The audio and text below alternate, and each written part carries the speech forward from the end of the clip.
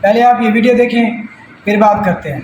جو شخص وسیلے کا انکار کرتا ہے میں آپ کو بتا دوں کہ وہ شخص خود ایک عورت اور ایک مرد کے وسیلے سے اس دنیا میں آیا ہے، اور آپ مجھے ٹک ٹاک کے وسیلے سے دیکھ پا کر، اور ٹک ٹاک موبائل کے وسیلے سے چل رہا ہے، اور موبائل انٹرنیٹ کے وسیلے سے چل رہا ہے۔ پہلی بات تو آپ یہ سمجھ لیں کہ وسیلے کا کوئی بندہ بھی انکار نہیں کرتا۔ ہمارا آپ کا اختلاف صرف اتنا سا ہے کہ ہم کہتے ہیں کہ جو بندہ فوت ہو گیا، قبر میں دفن ہو گیا، اب آپ اس کا وسیلہ نہیں ڈال سکتے۔ ناظرین، آپ نے موصوف کی گفتگو سنی، کہتا ہے وسیلے کا کوئی انکار ہی نہیں ہے، لیکن بعد از وفات وسیلہ دینا جائز نہیں ہے۔ آئیے قرآن پاک میں اللہ تعالیٰ نے ارشاد فرمایا وَلَوْ أَنَّهُمْ إِذْ ظَلَمُوا أَنفُسَهُمْ جَاءُوكَ فَاسْتَغْفَرُوا اللَّهَ وَاسْتَغْفَرَ لَهُمُ الرَّسُولُ۔ اے حبیب، اگر وہ اپنی جانوں پر ظلم کر بیٹھے تو پھر آپ کے دربار میں آئیں، آپ کی بارگاہ میں آئیں، وہ آپ کی بارگاہ میں آ کے اللہ رب العزت کی بارگاہ میں التجا کریں اور آپ ان کے لیے دعا کریں، اللہ تعالیٰ ان کی توبہ بھی قبول کرے گا، ان پر رحمت بھی فرمائے گا۔ تو سامعین، اس آیت کے تحت علامہ محمود علوسی تفسیر روح المعانی میں، اور علامہ جلال الدین سیوطی درر منصور میں، اور صاحب قرطبی اپنی تفسیر میں لکھتے ہیں یہ آیت مبارکہ وفات سے پہلے بھی وسیلے پر جواز ہے اور وفات کے بعد بھی یہ وسیلے پر دلالت کرتی ہے۔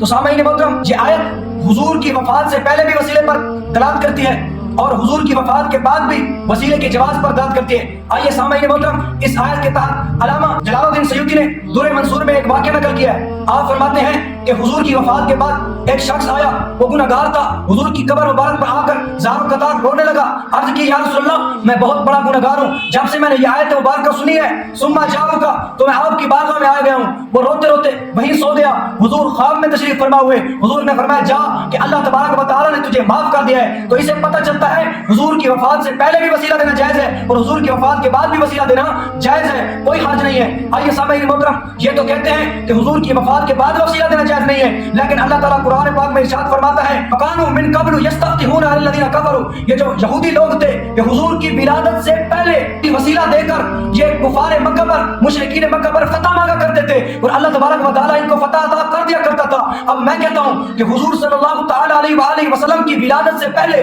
اگر کفار حضور کا وسیلہ دیں، اللہ تبارک و تعالیٰ انہیں فتح عطا کر دیتا ہے۔ اگر حضور کا غلام، اگر مومن بندہ حضور کا وسیلہ دے تو اللہ تعالیٰ یقیناً قبول فرمائے گا۔